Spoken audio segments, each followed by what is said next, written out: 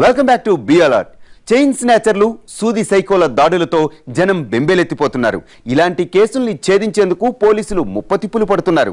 అయితే ఇలాంటి దాడుల్ని కొంతమంది స్వప్రయోజనాల కోసం ఉపయోగించుకుంటున్నారు. మొన్న తూర్పుగోదావరి జిల్లాలో ఓ బాలిక తనకు తానే దాడి చేసుకుని సైకో దాడి డ్రామా ఆడింది.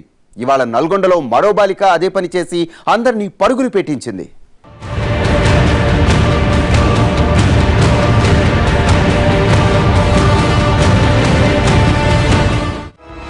హై స్కూల్ ముందు సూది దాడి. సూదిగాళ్లు వచ్చారని హడావుడి. కంగారు పడిన విద్యార్థులు, తల్లిదండ్రులు. హై డ్రామాగా తేల్చిన పోలీసులు.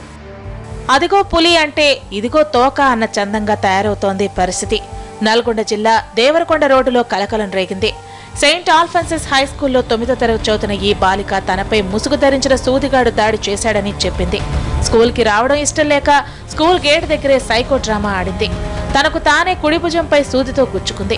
కళ్ళు తిరిగి పడిపోయింది.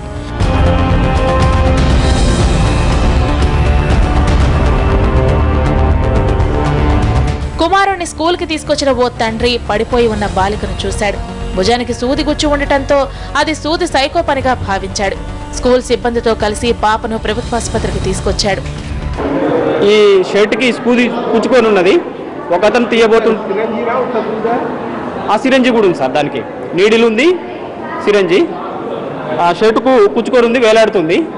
అంటే ఎవరో సూది గుచ్చిపోయినట్టుంది అని చెప్పి అమ్మాయిని పలకరిస్తే మా మాట ఆల్రెడీ అన్కాన్షియస్కి వెళ్ళిపోయింది. నేను ఎవరో తీస్తుంటే తీయొద్దని చెప్పాను.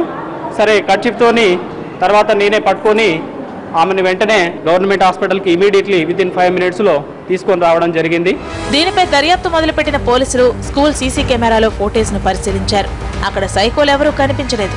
బాలిక మాత్రం కింద పడిపోయిన దృశ్యాలున్నాయి. అనుమానం వచ్చి బాలికను గట్టిగా ప్రశ్నించారు. దాంతో ఆమె నిజం చెప్పింది. సైకో దాడి చేసినట్లు నటిస్తే ఇంటికి పంపించేస్తారనుకుందట.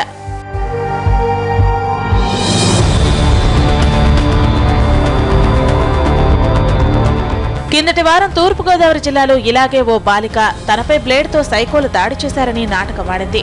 ఇప్పుడు మళ్లీ అలాంటి ఘటనే జరిగింది. సైకో దాడుల్ని ఇలా కామెడీ చేయడం ప్రమాదకరం. రేపొద్దున నిజంగానే దాడి జరిగినా చుట్టుపక్కల వాళ్లు తేలిగ్గా తీసుకునే అవకాశాలున్నాయి.